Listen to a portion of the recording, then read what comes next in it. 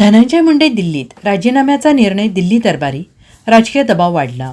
मोक्का लागलेल्या वाल्मिक कराड प्रकरणावरून अन्न व नागरी पुरवठा मंत्री धनंजय मुंडे यांच्या राजीनाम्यासाठी दबाव वाढतच चालला आहे. या पार्श्वभूमीवर धनंजय मुंडे दिल्लीत आहेत. केंद्रीय अन्न आणि नागरी पुरवठा मंत्र्यांची भेट घेण्यासाठी धनंजय मुंडे दिल्ली दौरा करत आहेत. आज 26 जानेवारी धनंजय मुंडे आणि केंद्रीय अन्न आणि नागरी पुरवठा मंत्री यांच्या दुपारी 12 वाजण्याच्या दरम्यान भेट होणार आहे. विशेष म्हणजे मुख्यमंत्री देवेंद्र फडणवीस आजपासून 29 जानेवारी 3 दिवस दिल्लीत असणार आहेत. दिल्ली विधानसभा निवडणुकीच्या प्रचारासाठी फडणवीस जात आहेत, पण वाल्मिक कराडवरून महाराष्ट्रातला राजकीय तणाव पाहता या दौऱ्यांचा राजकीय अर्थ काढला जात आहे.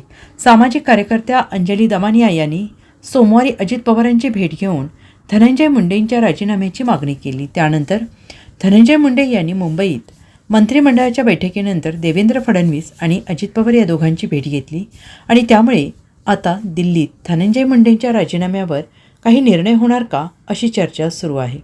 सगळ्याच्या बाबतीत मला या बाबतीत मी आपल्याला माहीत असली या 51 दिवसामध्ये मी एकच गोष्ट बोललो आहे की जे सरपंच देशमुख यांची जी निर्गुण हत्या झाली आहे त्या सर्व जे कोणी हत्या करणार आहेत, जे कोणी दोषी असतील, जे तपासात सापडतील, जे कोणी त्यांना या ठिकाणी फासावर चढवा, मोठ्यातली मोठी शिक्षा द्या, ही माझी मागणी आहे. आता कोण किती दिवस फरार आहे ह्या सगळ्या गोष्टी आहेत. आज ज्यावेळेस तुम्ही सगळ्यांनी ट्रायलच समजा माझ्यासारख्यावर केलं असेल त्यावेळेस मी ह्याचं उत्तर देणं मला असं वाटतं की आपण तो प्रश्न विचारून मी ते देऊ नये, कारण आपण पण सुद्धा कुठल्या तरी गोष्टी मॉरल ठेवलं पाहिजे.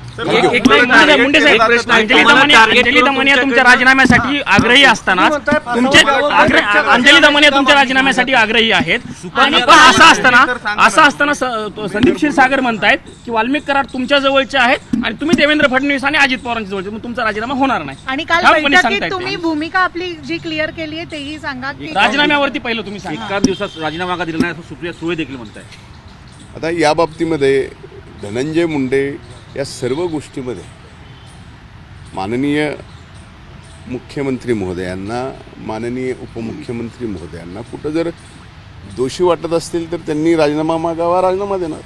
पण विषय फक्त हा काढून राजीनाम्याचा होत असेल तर या बाबतीमध्ये मी दोषी आहे का नाही या बाबतीत माननीय मुख्यमंत्री, माननीय उपमुख्यमंत्री हे सांगू शकतील ना. आपण त्यांना सुद्धा म्हणजे ह्या सगळ्या गोष्टी क्लिअर झाल्या पाहिजेत. त्याच्यामुळं आपण सुरेश यांना निवडून येण्यासाठी तुम्ही प्रयत्न केले, मदत केली, त्याच्यानंतर जितेंद्र आव्हाड यांच्या तिथे जाऊन तुम्ही परमारचा विषय काढला.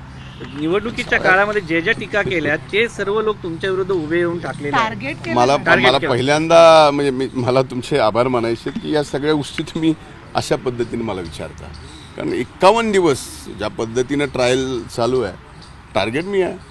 स्वाभाविक आहे, मी पार्टीचा निष्ठावंत आहे, मी महायुतीचा प्रचारातला एक प्रमुख आहे. निवडणुकीमध्ये ज्या वेळेस जिथं जाईल स्पष्टपणाने मी लोकांना काम आम्हाला मत द्यावं, आमच्या उमेदवाराला मत द्यावं हे स्पष्ट सांगताना आपण निवडणुकीत टीकाही करतो, टीका सहनही करतो, या सगळ्या गोष्टी येत आहेत. आता माझ्या विरोधात माझ्या तिथं येऊन मी उमेदवार असताना अनेक जणांनी टीका केला. या बाबतीमध्ये या गोष्टीचा पुन्हा राग नसतो की पुन्हा काही गोष्टी नसतो.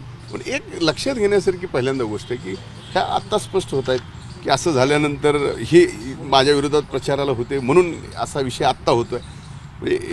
Bureau report, SBN Marathi.